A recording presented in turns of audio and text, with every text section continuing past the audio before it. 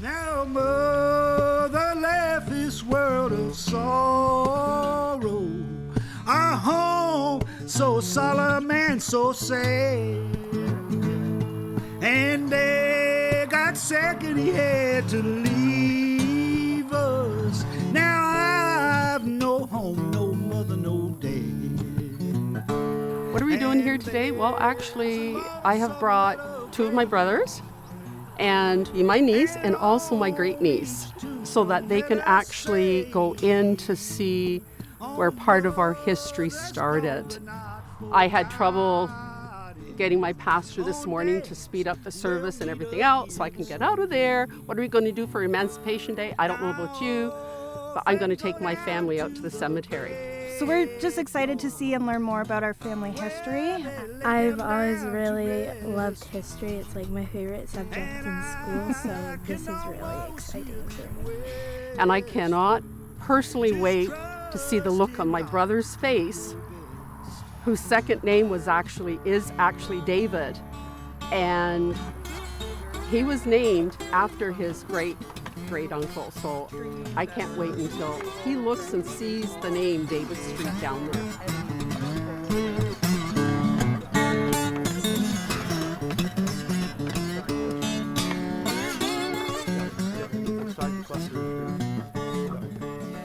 This is history for me, and I've never been to this cemetery before, and it's a connection with the past. So I want to see the graves that I know are there and just reflect on what's gone on in the past.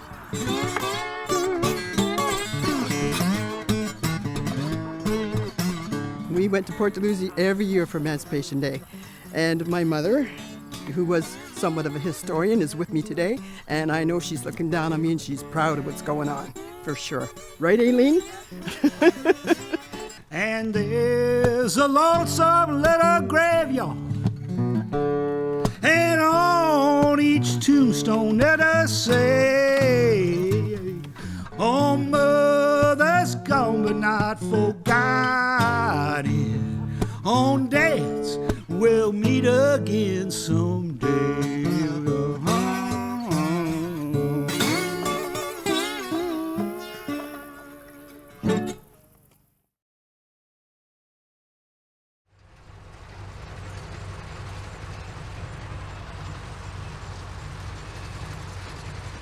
We're standing on Haldeman Road 32 and Concession 1 Road. This is where most of the freedom seekers lived, in this section of about 2 miles. They intermingled with each other, and as years went past, they intermarried with each other. There were large families, and it became a very vibrant little community. Michael Conkle gave me a binder, and in that package there was a map. This map came from a railway company, and they were planning development. This is the number 3 highway. This is Haldeman Road number 32, but they called it the Darky Side Road, as you can see. So it was not only the citizens of Haldeman that called it that way, it is on a map. How do I feel about the name Darky Side Road? I even have a problem even saying that. It's incredibly offensive. I absolutely hate it. I can't think of a time when the term darky would be something that would be used by the blacks. It would be a name that would be pinned on them. I don't like it. I don't like it, but you know, I kind of cringe when I hear it. It wasn't fun being black at one time. You know, I mean, black wasn't beautiful. They didn't say black, they said colored, and there was stigma about colored. I hated being colored, but I loved being black. It's really strange, you know. I have friends that are from the city call it the Darky Side Road, and I don't know where they got that from, but they're in their 60s and 70s now, but that's what it was always called that. I'm sure that nobody actually said, okay, let's call it the Darky Side Road. I'm sure it was just like, probably none of the side roads had names back then. And so that was the one where there were a lot of black people living there, and they probably just kind of osmosis kind of entered the conversation, or the, you know. And I doubt very much if somebody said, okay, what are we going to name this road? And that's what they come up with, right? And I used to go down to the fire hall and work and be on the phones when the guys went to fires, and somebody'd say something, and then I'd say, "Oh, you're on the Darky Side Road," and one of the guys the newer guys came back. He said, "You shouldn't say that over the air." And I said, "Well, it's the only way I know how to describe it," and they were in a hurry. It's Regional Road 13, isn't it? 13, 17, something. I 13. should put it in my head, but I'll never remember it anyway. Still the Darky Side Road to me. I'm not opposed to it. I like things that are provocative, and that is on the edge. It makes people uncomfortable, and it should. That is history, and we shouldn't try and rewrite history. And it should remind us of why we don't do that now. Just when you hear those phrases, that's the only time I see my color. That's where I feel like a second-class citizen.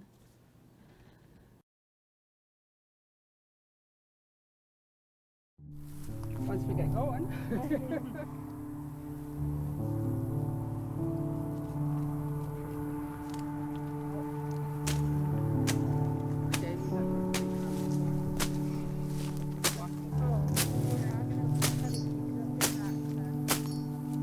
I'm not as young as I used to be.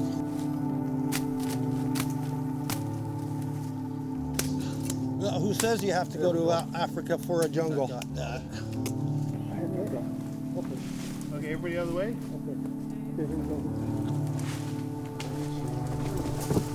That was it.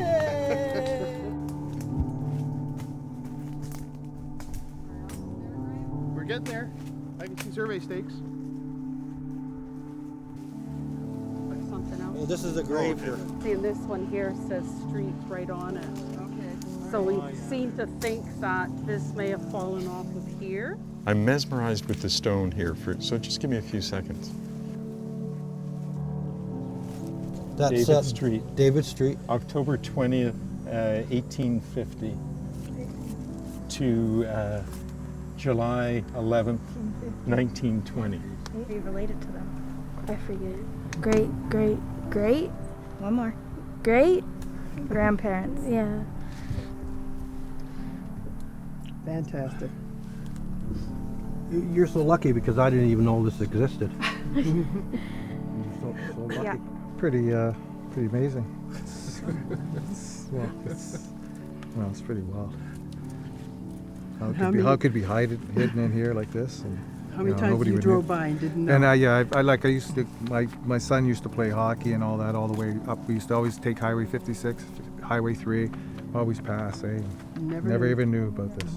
I didn't know this was here. I had no idea that this was here.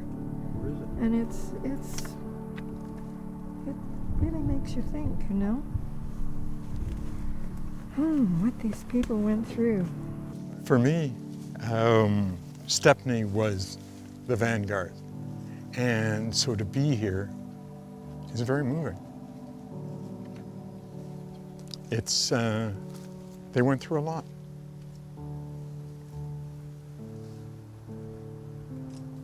To finally come to rest here, to be free.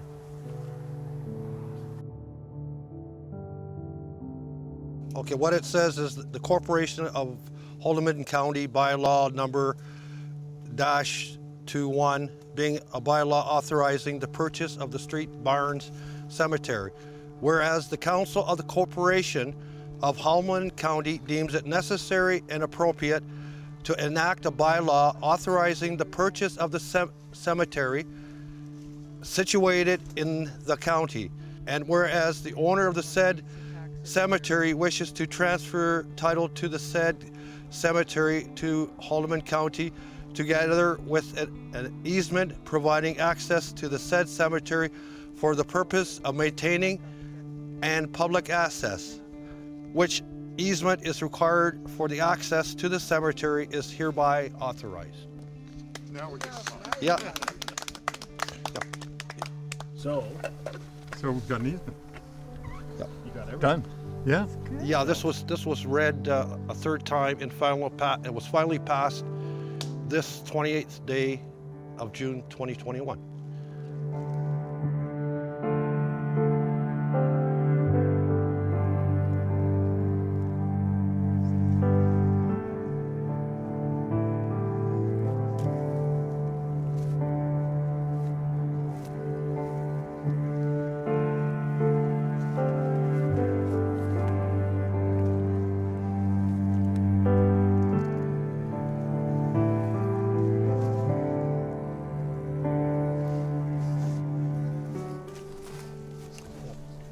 The important reason why I come here and is to pay respect and honor. And it's like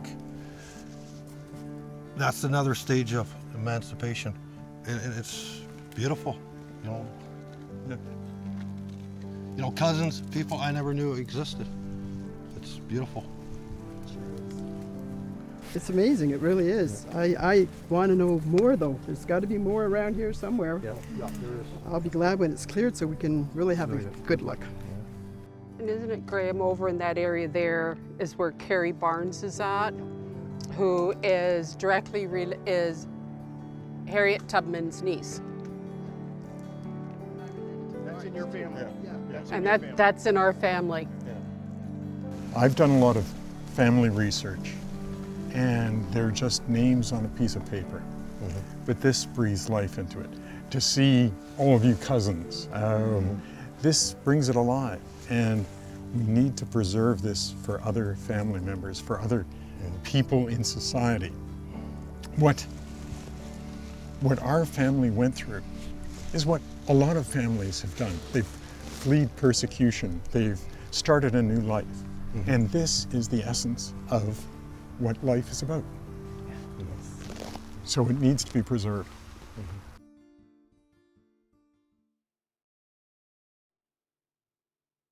Okay, what we have here, some Super 8 films that my Uncle Laurie had when he was when it was the late 60s, early 70s. And these Super 8 films were all the rage then. And so he took some photos of Canfield and Fort Erie, and there's a lot of family gatherings on them. We see life as it was in the late 60s. Our family gatherings in Canfield, where we would have Grandma Burke's birthday parties every year. Just how life was like, day-to-day life. And it's really good to look at. We're going to see my Uncle Laurie and Uncle Art, Earl Walls, the June Walls, those families all coming together and just celebrating. My mother was from Canfield, so we spent summers there with my grandmother.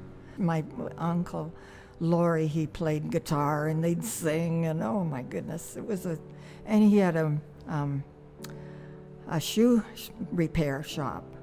And so it was a community center. Uncle Laurie was a very interesting man. He was born in 1900, started working for the railroad at 15 years old, worked there for 50 years straight, retired at 65.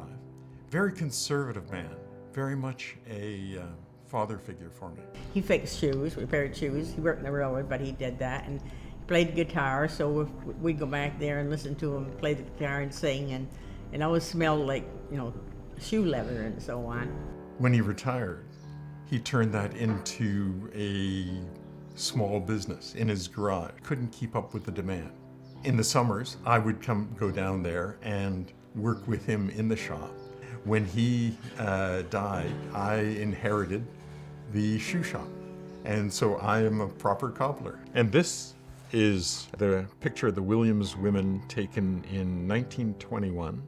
This is my grandmother, Della Palmer is what her married name was. And there she is, and she's pregnant with my mother. So my mother's in that photo. These were a collection of Black women that were very, very strong personalities and very resilient. They survived a lot of hardship on the farm and just fascinating people and a very deep connection to family.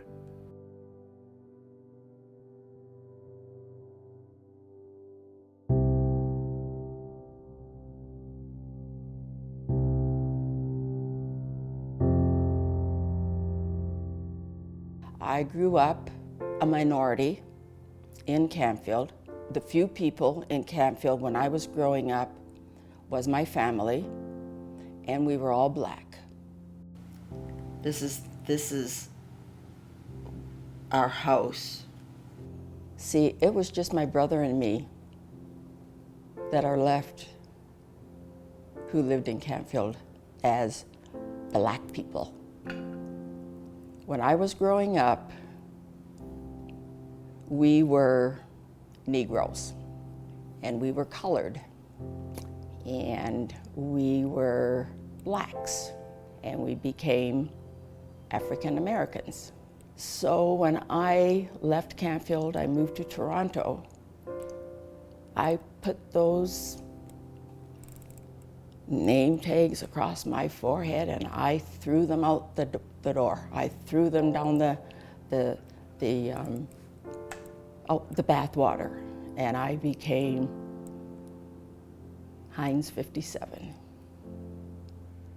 I want my grandkids to know what their roots are, because I never knew what my roots were. I feel now that that was something that I missed. I'm here with my family. Now I've made a poster board here. This is my great-grandma Burke on her 97th birthday. I've indicated here her husband, Andrew William Burke, who was born the 5th of October, 1858. And we never ever had a picture of great-grandpa Burke. Grandma Burke had 6 children. And this is our Grandma Lee, who wrote these diaries. This is my Aunt Mary Elizabeth. This is the 3rd child, Uncle Harry, who died in World War I. This is my Aunt Della, the 4th child. This is Uncle Laurie, born in 1900, and then Uncle Art, who was born in 1902. It's not Canfield's fault. It's not. It's what happened in Canfield. If it had been different back then, if we'd been able to be proud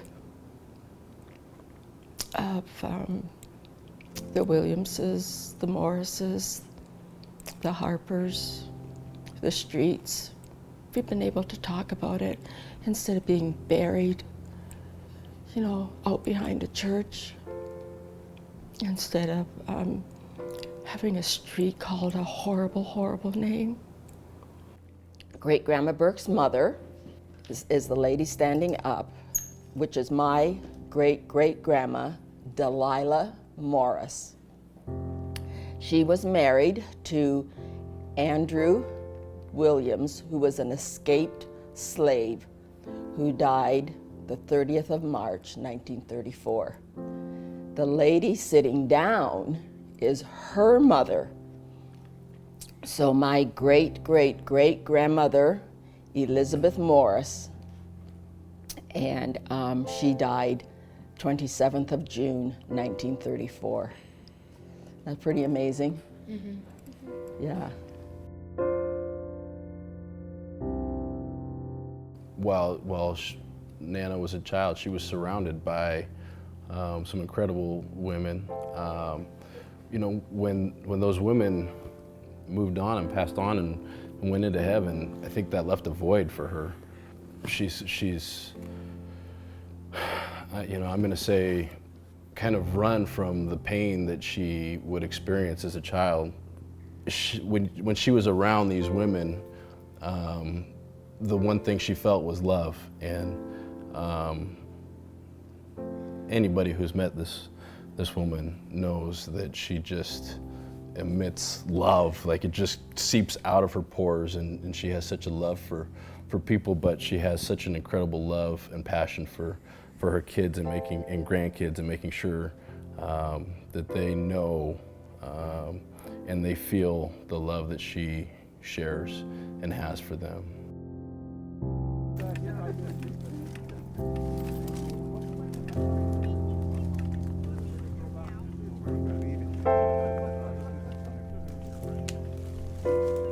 I want to be able to see a sign by the Haldeman County that honors where slaves lived and were buried and honored for their contribution, and not be ashamed, to give them the honor that they deserve. Just because it's a politician or a prime minister, the dirt farmer with calluses on his hands is equally as important. Someone loves those people there, and it's in the public interest. To have a place to go where their bodies are buried is something else. That's what they deserve. Freedom over me, and before I'll be a slave, I'll be buried in my grave, and go home to my Lord, and be free, and be free. Oh, freedom, oh, freedom, oh, freedom over me, and before I'll be a slave, I'll be buried in my grave, and go home to my Lord, and be free.